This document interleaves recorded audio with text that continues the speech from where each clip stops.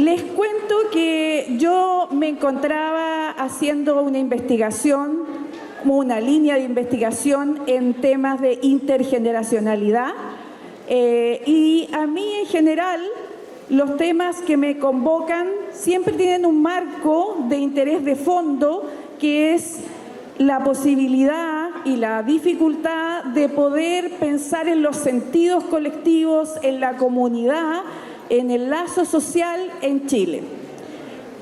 Y desde mi perspectiva feminista me he orientado a estudiar las relaciones entre las distintas generaciones, jóvenes y personas adultas y mayores, pero en particular entre las mujeres. Porque también creo que hay una construcción patriarcal que dificulta la relación entre las mujeres. Estaba yo en esto tranquilamente y aconteció que este año, 2023, en mi país se conmemoran 50 años del golpe militar. Acá se ha mencionado bastante asociar Chile con la dictadura, que es una asociación terrible, pero que debo reconocerla. Algo también han comentado mis colegas anteriores en relación a la dictadura, comentarles algunas cosas brevemente, porque no tengo por qué suponer que ustedes todos conozcan qué pasó por allá. Pero les cuento que en el año 1970 llegó al gobierno el presidente Salvador Allende, quien era un persistente, porque era la cuarta vez que se presentaba, y ahí sí ganó, pero no por una mayoría muy amplia. Y el proyecto que traía era un proyecto socialista, pero que llegó a través de elecciones, lo cual era una novedad en el mundo en general. Y eso también despertó muchas expectativas. Y él trabajaba en la Unidad Popular, así se llamaba su agrupación política, y empezó con un gran proyecto de transformaciones sociales, tan grande que generó un fuerte sentido colectivo en las personas, en el pueblo, personas que nunca habían participado, se sentían ahí integrados, integradas, pero también despertó muchas defensas y muchos temores desde otros sectores. Como también fue mencionado por Jorge Mario Flores, Estados Unidos fue uno de los opositores que estuvo muy pendiente de este gobierno y muy preocupado de que sí resultara, porque si además resultaba más encima a través de una vía democrática, era un mayor problema. También existían opositores dentro del país.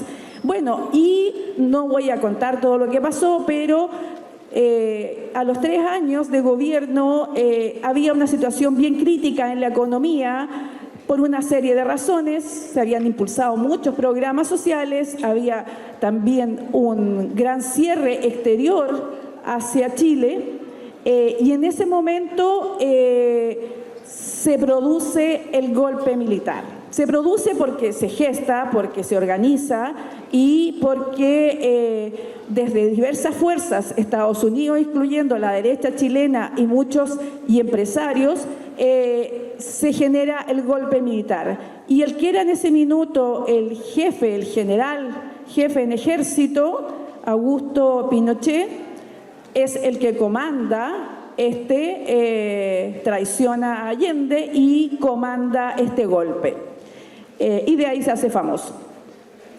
Bueno, de ahí tenemos un largo tiempo de dictadura, que luego el 88, como mencioné el otro día, en plebiscito se ganó el que se volviera a la democracia y luego el 89 se votó para el nuevo presidente. Pero ¿qué pasó durante todos esos años? Tampoco voy a decirlo tan en largo, pero puedo decirles que, como mencionaba Jorge Mario, fue una de las dictaduras más cruentas. Se habla de miles de víctimas, 3.200 víctimas entre muertos y desaparecidos, 38.000 torturados.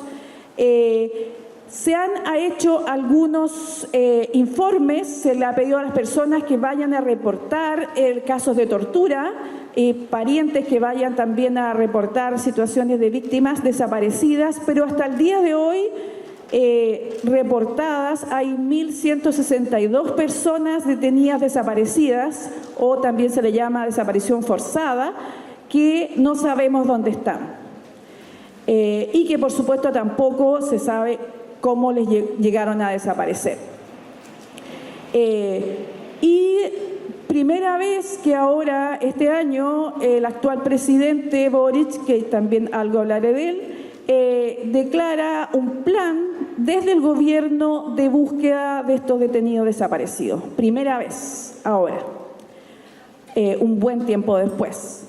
Porque hasta ahora más bien eran los familiares los que andaban buscando, por ejemplo en el desierto, desenterrando, buscando posibilidad de encontrar restos de sus familiares desaparecidos. Todo esto operó en Chile ahora con un interés de hacer una conmemoración. La verdad que hubo conmemoración a los 30 años, a los 40 años, y siempre hay detractores, oposiciones, y a los 50 años, que es una cifra potente, es una cifra potente por muchos sentidos, porque 50 es medio siglo y porque ya cada vez van quedando menos personas vivas que vivieron todo eso.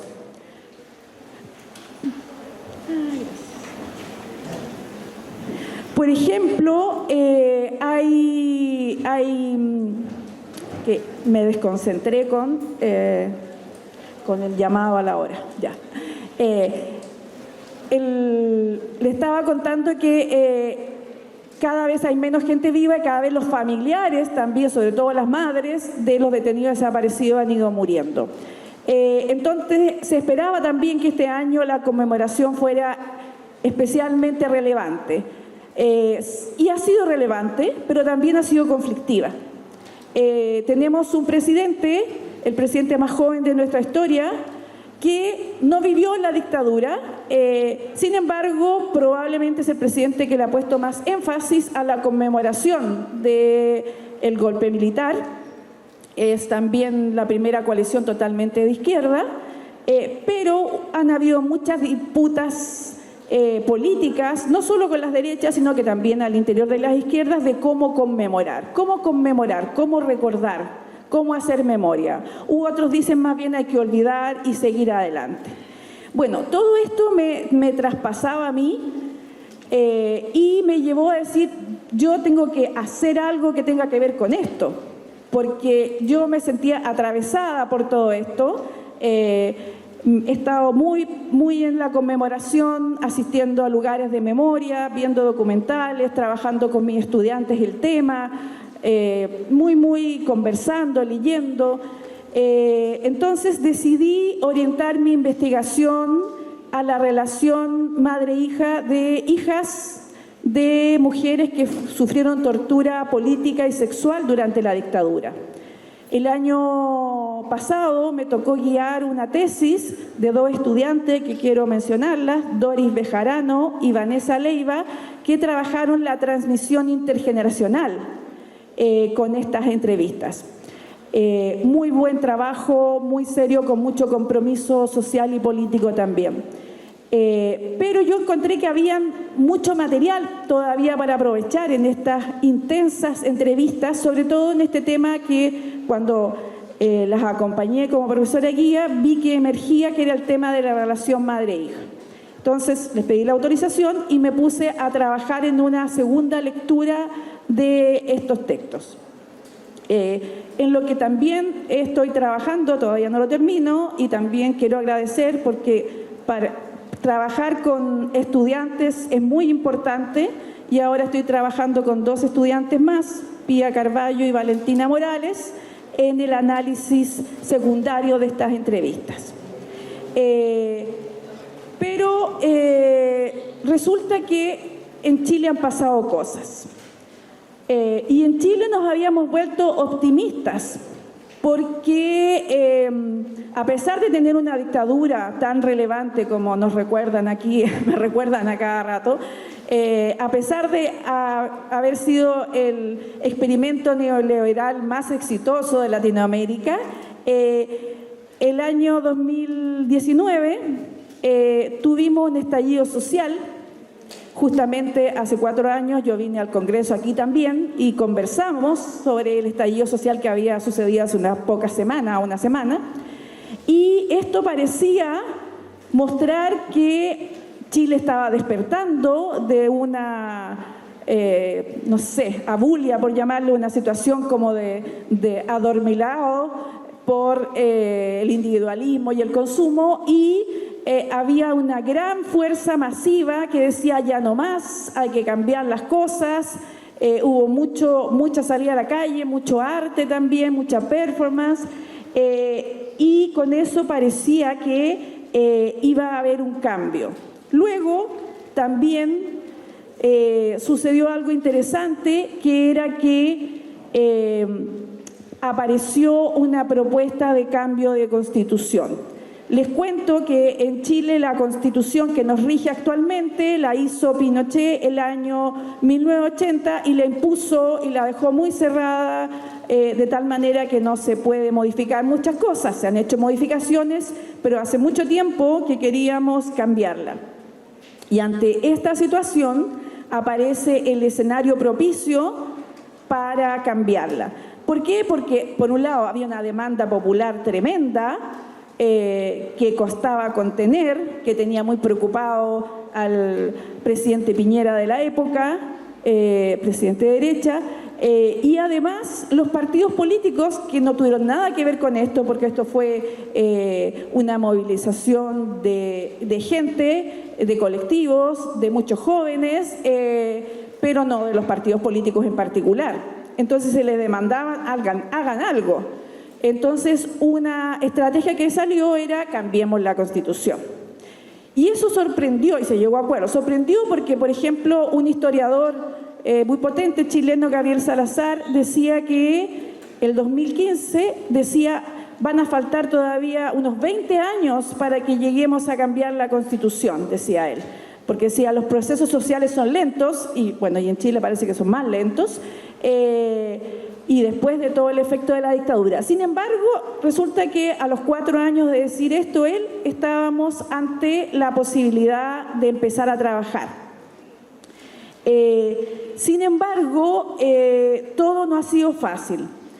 Les cuento en breve que vamos hacia el segundo proyecto constitucional, que el primero no se aprobó, algo les voy a contar de él. Pero pensemos que hay otra fuerza. El estallido social sorprendió. Piensen que hace 50 años, cuando fue el golpe militar, y antes, hace 53 años, cuando ganó la Unidad Popular, hubo un gran temor de la élite hacendal chilena, poderosa, porque le podrían y le iban a quitar sus, entre comillas, derechos, propiedades, etcétera, y su poder. Ahora, con el estallido social, la élite empresarial y política también tembló, porque nuevamente podían dejar de tener todo el poder y el manejo que tienen en el país. Entonces, ¿qué ha pasado con estos proyectos constitucionales? Y ya volveré a mi investigación, no se preocupen. Resulta que el primer proyecto constitucional elegimos de partida, se votó sí a un nuevo proyecto o no, y ganó el sí de manera aplastante a un nuevo proyecto. Hace tiempo que no había tanta votación entusiasta. Bien, dijimos, vamos bien. Y se eligió luego una convención constituyente. Se eligieron personas muy diversas de todo tipo, personas comunes. Habían personas dueñas de casa, jóvenes, personas con escaños reservados, había paridad, había pueblos originales, había también académicos, había disidencias, muy variado. Tan variado que eso no gustó. Y empezó a haber una campaña mediática terrible y constante en contra de todo lo que hacían o no hacían o dejaban de hacer estos convencionales que se le llamaban. Que si se vestían mal, que si andaba con disfraz. Disculpen. Eso me dice que me calle, no. Yo me puse una propia alarma, disculpen. Entonces, dice que me apure nomás. Se llegó a una constitución con grandes cambios, muy osada, diríamos. Por ejemplo, donde se declaraba al Estado chileno como un Estado plurinacional e intercultural, donde se también ponía un sistema jurídico y una justicia propia para los pueblos originarios, donde se declaraba como un Estado de derecho social y se aumentaba mucho la lista de derechos sociales, donde se sumaba a la democracia representativa otras fórmulas de democracia más directa, donde se cambiaba, por ejemplo, se aumentaban los derechos de las mujeres, se aseguraba que íbamos a tener una democracia paritaria con 50% al menos de mujeres en los cargos en general, donde también se aseguraba un embarazo libre, una interrupción de embarazo libre, donde se incluía a la naturaleza como parte también con derechos, el agua como algo inapropiable. Este proyecto se rechazó. Me van a creer que se rechazó. Y uno dijo, pero ¿y los que aprobaron acá, rechazaron allá? Bueno, podían haber personas que sí quisieran una constitución un poco distinta, pero no tan distinta. Pero fue terrible porque muchas personas temían que les quitaran lo suyo. La verdad que la sensación de yo me tengo que ganar la vida por mí mismo, neoliberalismo, individualismo, yo me las arreglo solo. Y apareció mucho la idea de que esta Constitución, como tenía la idea social y algunos pilares solidarios para la salud y para las jubilaciones, me iban a quitar lo mío. Y las personas operó ese egoísmo y temor de me van a quitar lo poco que tengo y votaron en contra, incluso cuando, como hay unos ejemplos que son tristes, como había el temor de que iban a ponerle más impuestos a las segundas propiedades, a las segundas casas, y la gente que no tenía ni una primera casa le parecía terrible eso y votaba en contra. Entonces ganó este espíritu individualista y también un análisis que hacemos es que imperó la idea de que yo quiero que cambien las cosas. Quiero que la gente se sienta más feliz, por supuesto, que haya menos desigualdad, que el Estado haga cosas, pero yo no voy a hacer nada para eso. No me toca a mí hacerlo. Es el Estado el que tiene que hacerlo y a mí que no me quite nada de nada. Entonces, no es un rol del colectivo participar en esto. Y bueno, ¿y qué tenemos ahora? La Constitución 2, donde aquí la forman otro grupo que también fue elegido, que se llama ahora Consejo Constitucional. El anterior representaba bastante al Chile común, este representa bastante al Chile de élite. Políticos tradicionales, académicos, una gran fuerza de derecha, de extrema derecha, se impuso en estas elecciones. ¿Qué tenemos ahora? Una constitución, un proyecto de constitución que se va a votar el 17 de diciembre, peor que el de Pinochet.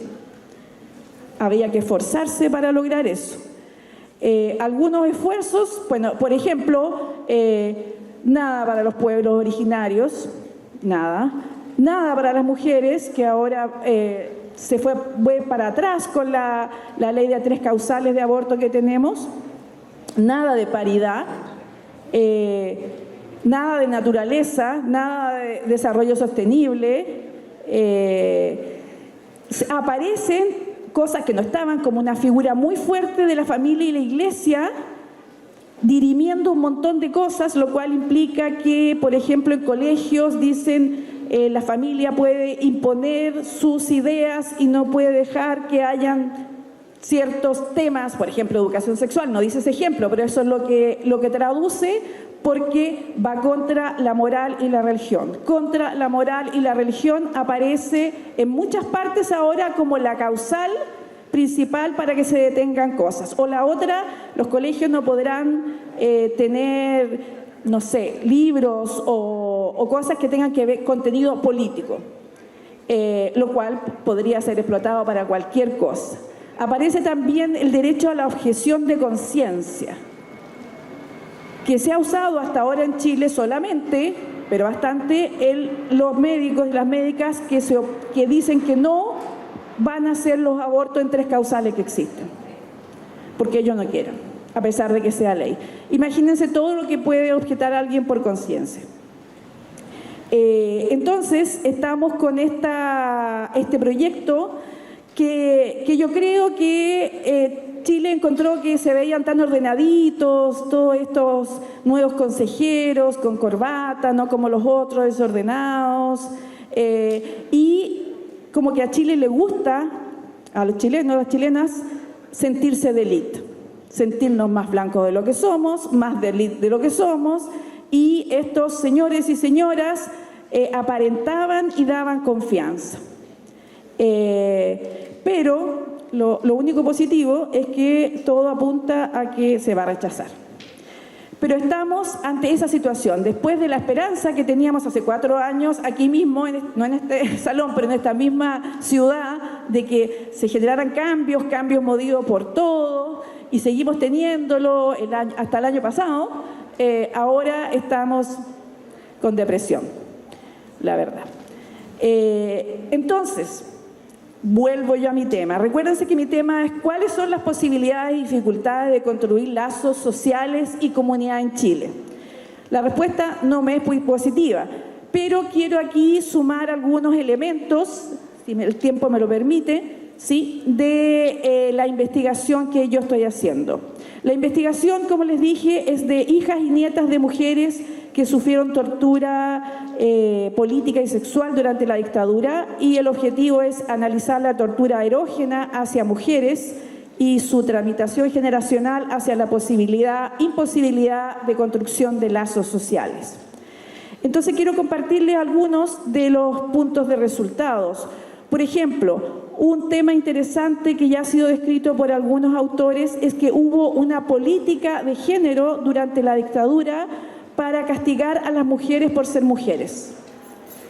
¿Por qué? Porque vivíamos en esa época, yo era niña, pero igual vivíamos en esa época, donde las mujeres se habían liberado un poco, estaban participando, más aún en el gobierno de Allende fueron actrices muy protagónicas, salían de su casa, hacían cosas, y esto iba contra la doctrina del marianismo, que es una doctrina que existe y que además fue la fuerte durante la dictadura de ser una mujer para el servicio del sacrificio.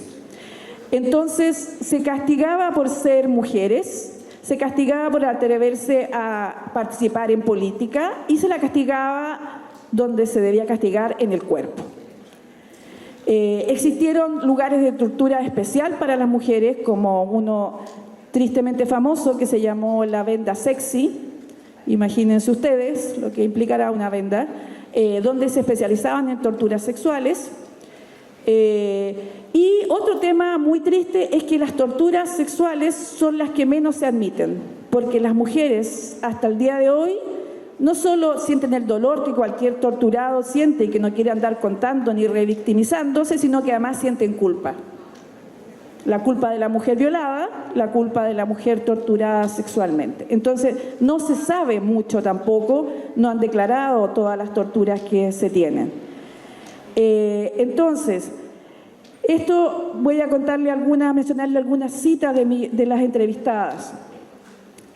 Una dice: hasta así como muy grande pensé que mi mamá no le habían hecho nada de ese tipo, nada sexual, pero después cuando uno empieza a leer como más información, ahí se da cuenta que igual era como súper común. Otra dice: fue como que me vomitó esa información y no tuvimos tiempo en ningún momento de hablar nada más. No sé si yo lo bloqueé el querer saber más, porque ya era como suficiente información saber que mi mamá había sido violada y había sido torturada. Otro tema importante que he estado estudiando es el heredamiento entre estas mujeres y cómo queda la posibilidad de construir lo que se llama el entre mujeres. Ya les explicaré.